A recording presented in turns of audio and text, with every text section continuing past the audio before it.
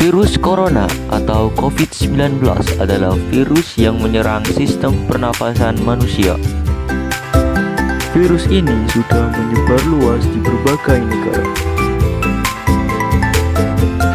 Bagaimana cara untuk mencegah virus corona?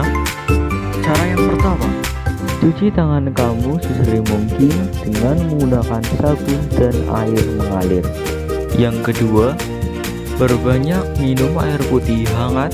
Yang ketiga, rajin berolahraga setiap hari. Yang keempat, tutup hidung dan mulut ketika bersin.